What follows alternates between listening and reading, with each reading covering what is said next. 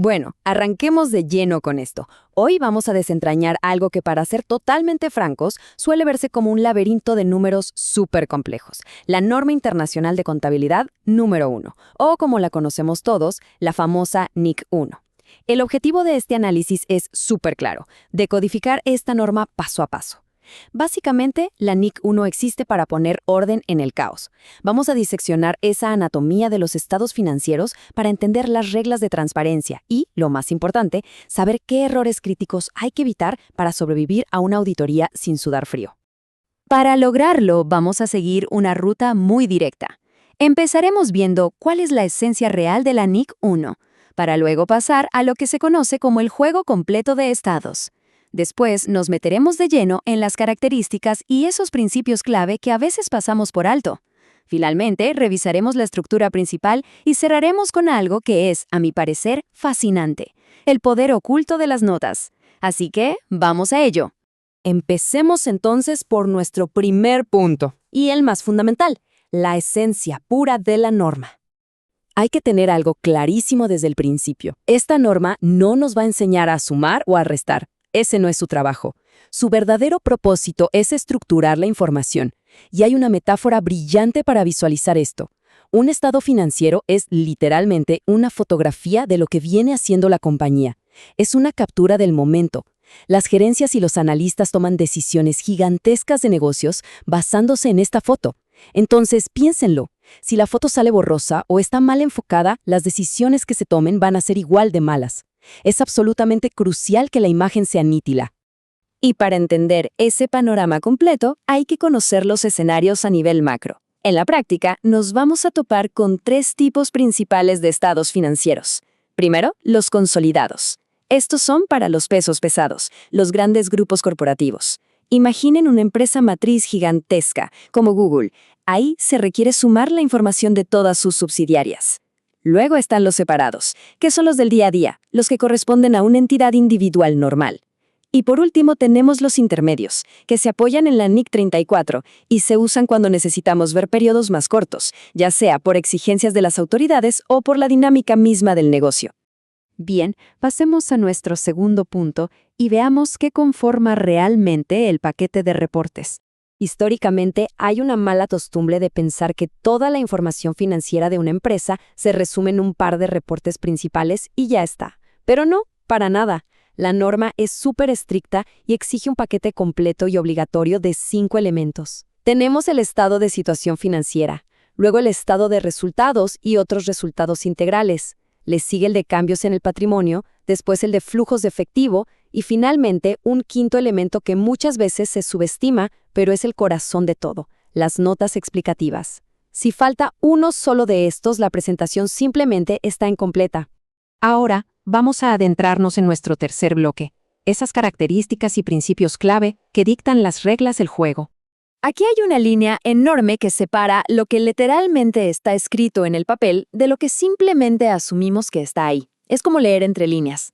Por un lado, tenemos las características identificables que son súper explícitas. Cosas como de qué fecha a qué fecha va el reporte, la moneda exacta que se está usando o el nivel de redondeo de las cifras. Pero por otro lado está el cumplimiento tácito. Son supuestos implícitos que no ocupan un renglón físico en la hoja, pero que garantizan que todo el reporte tenga sentido lógico, como la consistencia de los datos o que todo sea realmente comparable año tras año. Justamente una de esas reglas tácitas más poderosas es lo que llamamos el negocio en marcha. A ver, cuando alguien revisa estas cifras, asume automáticamente que la empresa tiene toda la intención y, sobre todo, la capacidad de seguir operando al menos hasta el siguiente periodo fiscal. En palabras más simples, los estados financieros se preparan bajo la idea absoluta de que la empresa no va a cerrar sus puertas ni a quebrar el día de mañana. Si ese riesgo existiera, la manera de armar los reportes cambiaría de raíz. Otro principio que es, sin duda, la columna vertebral de la contabilidad es el devengo, o la base de acumulación. Esto significa que la realidad financiera se captura en el segundo exacto en que ocurre el evento, sin importar para nada cuándo se mueve el dinero. Por ejemplo, si se adquiere un servicio importantísimo hoy, pero el pago se va a hacer en 6 meses, la transacción se tiene que registrar hoy.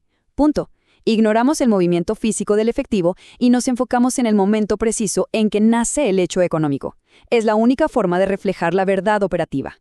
Y presten mucha atención a esto porque es una regla de oro inquebrantable para mantener la transparencia, la no compensación. La NIC 1 prohíbe tajantemente ocultar detalles restando los activos de los pasivos para mostrar un solo numerito meto. Digamos que hay un gasto por diferencial cambiario de 3 millones y por otro lado un ingreso por el mismo concepto de 5,000. Bueno, bajo ninguna circunstancia se pueden mezclar y mostrar la diferencia. Para que el análisis sea certero y real, necesitamos ver la imagen completa, línea por línea. Entendido eso, avancemos a nuestro cuarto punto, para ver la estructura y el contenido principal por dentro. Saber categorizar las cosas es el secreto aquí. Si miramos el estado de situación financiera, la regla es ordenar todo según qué tan líquido es. Básicamente, separamos los activos y pasivos en corrientes y no corrientes, usando una barrera estricta de 12 meses. Lo que se hace efectivo rápido va de un lado, el resto va del otro. Por su parte, en el estado de resultados integrales, la clave es dividir la operación del día a día, o sea, los ingresos y gastos operativos, de los llamados otros resultados integrales. Estos últimos son movimientos que tal vez no pegaron en la ganancia de hoy, pero que definitivamente podrían tener un impacto financiero gigantesco en el futuro. Y cuando se trata de los gastos de la empresa, esto es súper interesante. La norma nos da únicamente 2 caminos permitidos para agruparlos. Si la empresa decide irse por su naturaleza, las líneas van a llevar el nombre exacto de lo que son: salarios, alquileres, suministros. Es directo. Pero, si la decisión es agrupar por función, ese mismo dinero que pagaste en nómina ya no se va a llamar salario. Se va a meter en una categoría mucho más grande como gastos operativos o gastos financieros, dependiendo del rol que cumpla en el negocio. Ambas formas son válidas, pero cuentan la historia desde ángulos muy distintos. Por otro lado, el estado de cambios en el patrimonio fluye con una lógica cronológica perfecta. Es como ver una película. Arrancamos con un saldo inicial, que es el punto exacto donde nos quedamos al cierre del año pasado.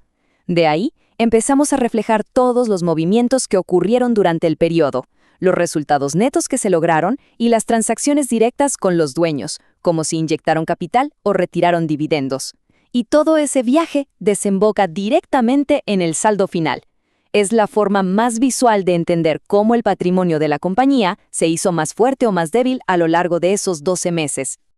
Y así llegamos a nuestro quinto y último punto, que nos lleva a la letra pequeña, el poder de las notas. Estando en este nivel tan microscópico, surge una duda que es absolutamente vital. ¿Por qué son tan indispensables estas famosas notas? Pasa muchísimo que se cree que con ver los números grandes en los balances ya entendimos todo el panorama, pero la cruda verdad es que los números puros en la superficie jamás cuentan toda la historia. Es sencillamente imposible leer y comprender de forma integral la salud de un negocio sin el acompañamiento directo de sus notas explicativas. Piensen que es justo ahí, en las notas, donde de verdad se verifica la información y se muestran los desgloses precisos. Si el balance principal te dice que hay 100 millones en efectivo, genial, pero las notas te van a explicar en cuántas cuentas bancarias o en qué tipo de inversiones está repartido ese dinero. Además, ahí vas a encontrar las políticas contables, la declaración oficial de que se están cumpliendo las NIF a rajatabla y, lo más crítico, las contingencias. Imaginen un litigio multimillonario pendiente en contra de la empresa. Ese es un riesgo oculto masivo que jamás se notaría a simple vista mirando solo el balance. Para cerrar nuestro recorrido de hoy, quiero dejar una reflexión sobre la mesa. Quedarse solo con una lectura superficial es caminar por un campo minado. La verdadera transparencia y el entendimiento profundo de la salud corporativa solo aparecen cuando conectamos esas grandes cifras con la narrativa tan minuciosa que exige esta norma. Sabiendo esto, la pregunta es inevitable. ¿Creen realmente que es posible tomar una decisión de negocio segura, sólida y bien informada si decidimos ignorar por completo la historia oculta que nos cuentan las notas? La respuesta, sin duda, nos obliga a mirar siempre, siempre mucho más allá del primer número.